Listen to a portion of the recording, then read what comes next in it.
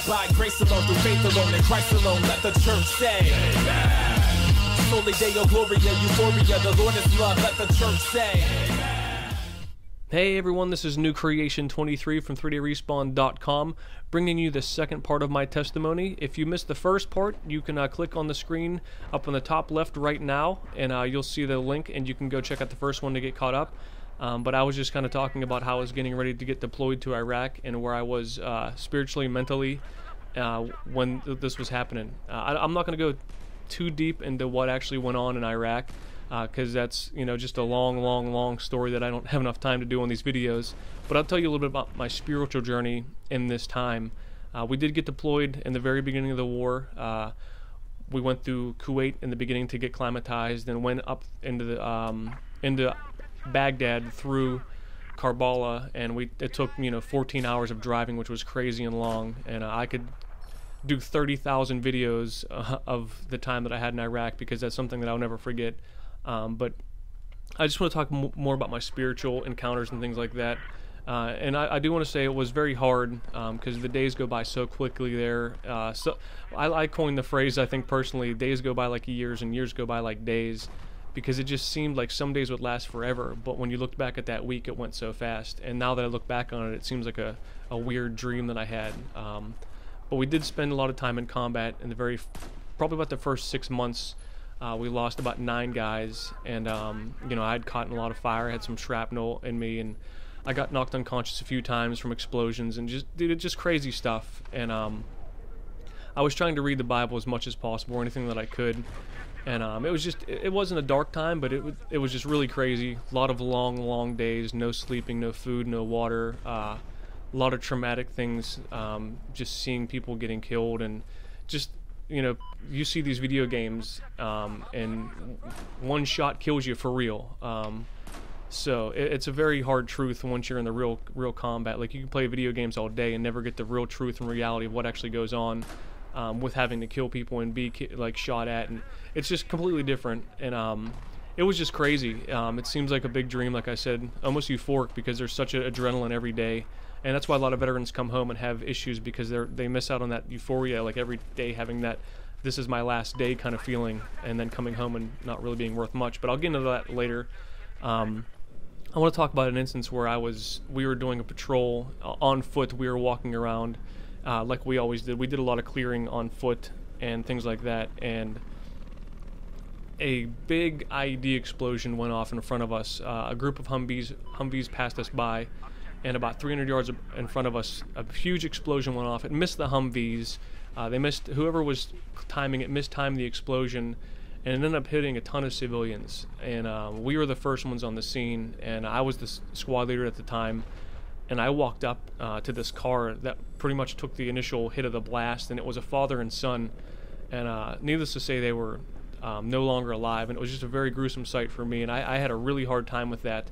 I actually wrote a poem about that. I can actually link it right now, about my experience with that, kind of with my experience in Baghdad. But I wrote a little poem just when I came home, just so I could speak about it freely, because I never wrote any bad letters home, and I kind of saved it all and then told people when I got home. But after this, I was really just, after seeing all this death and destruction and pain, I was having a lot of hard times, and I felt just a lot of evil around me. And I was doing a trash detail, which anybody in the military knows, you got to do crappy details. And I was put in charge of this detail of cleaning up a bunch of trash that soldiers had left behind. So we're cleaning all this stuff and burning it and just throwing crap away. And I'm sorting through, and I find this little piece of paper, and on the back of it, it had the soldier's prayer on it. And if nobody knows what the soldier's prayer is, that's Psalm 91. I'll even put a little maybe link to Psalm 91. But it's just about how God is your refuge, hide with Him, And I thought it was a really good verse, so I read it a ton and really got familiar with that verse in the second day which I found it. And it meant a lot to me, because there was a lot of stuff happening. People were dying to left and right, civilians, my brothers in arms. It was just not a good time. And God showed Himself to me at that time, like when I needed Him the most. He showed Himself to me through that verse. And I encourage you all to go read Psalm 91. It's just a great verse. I'll put it actually in the description. So if you look down in the description, it will be in the description. So a couple weeks pass, and I'm still doing the daily grind, either doing patrols or going snatch and grabs. We'll get, intel, say, hey, go here, go there, try to detain this guy, whatever. And a couple other, the Baghdad hotel got blown up. I'm not sure if anybody heard that, but I was there when that happened, and a few of my friends were, all with me, and it was pretty crazy. And 2 days later, an Iraqi woman out of nowhere, we're pulling guard at this one building that we were put in charge to guard. This woman comes up to me and hands me something. She says, I want you to have this. And, I grab it, and, I guess she was from a church in Iraq that was handing stuff out to soldiers. And when I looked at it, it said Psalm 91, Soldier's Prayer. And I was like, wow. Like, I just found this in the garbage, cleaning crap up. And, it was just God speaking to me again. And when I looked to say, thank this lady, she was gone. I'm not sure if you guys believe in angels or not, but I think, God really wanted me to hear that he was in control, and he had, he was going to keep me safe, no matter what was going to happen around me. And I just felt some peace with that, and that was a really good time for me.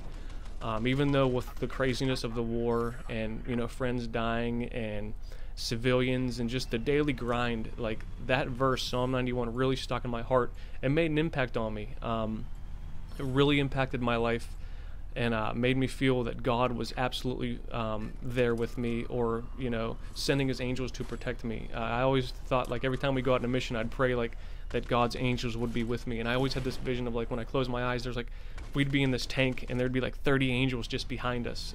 So that was kind of the visual that I would kind of give myself. But I was in combat, heavy combat, for about the first 8 months. And about my 10th month, they did allow me to go home on, a 10-day leave. But it wasn't much, because there was 4 days of travel in between there, going from Iraq through Germany and back home. But I ended up staying in Iraq for a total of 18 and a half, almost 19 months. It was a very, very long time, and it made me actually decide to get out of the military, because I just didn't want to go on those long deployments, and plus the pain of not so much I really became okay with death, in the sense of I understood, there's life and death, and I almost became numb to it being there because I saw so much. But I decided to get out because I don't want to be away for that long again. I don't want to see that hard stuff and pain and all that, whatnot. But I came, I left the army and was kind of refreshed. I figured I can come back and start anew, and it'd be all great and everything. And within the first 6 months, I hated being home. I missed my friends, because the friends I had, we were so different from that time change. I was gone for 5 years, and I always said it was like a time machine. Their lives went forward, mine stayed exactly the same. I went away and I came home the exact same person as theirs went forward.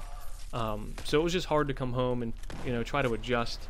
So I eventually got into the reserves to try to feel normal again, and it made me feel a little normal. But like I said, I kind of talked about it before, when people come home after that, deployments and things like that, there's a really, really hard time of trying to figure out what you got to do and who you are when you come home. Because I left as an 18-year-old kid, came back, a sergeant with a completely different mentality, but with the civilian mentality of an 18-year-old kid as well.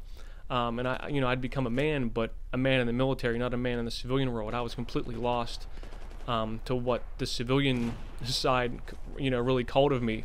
So it was a really, really hard transition, and it was definitely one of the final parts to me really committing my life fully to Christ. One more big event happens, but I'm gonna actually have to make another video because this is going long again.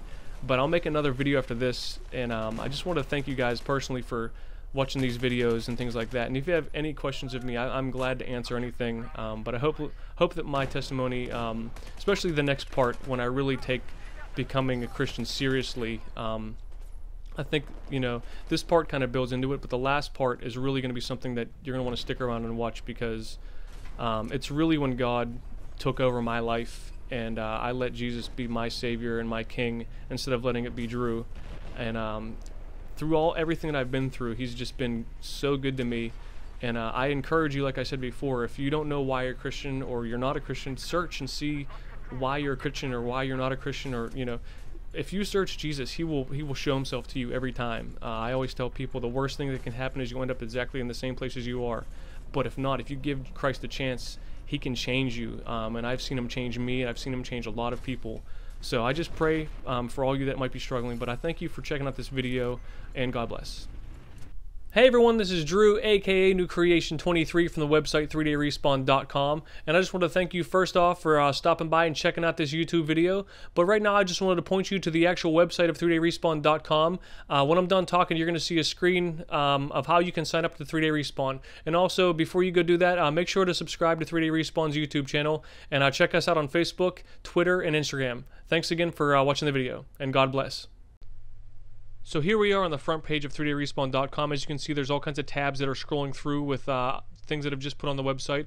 But if you want to register, all you have to do is go up to this register up here, click down. You want to add in for your name, what you want your username, preferably whatever your gamer tag is. That helps us out a lot so we can contact you better.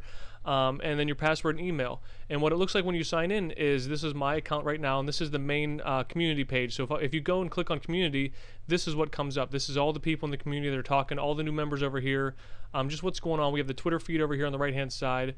But I encourage you to join some groups right here. All you have to do is go click on the group and join them. And then it's a great way. They work the same as forums. You go in, you join, and you can talk about what you want. Here's a welcome mat. So the first thing we would like you to do is introduce yourself.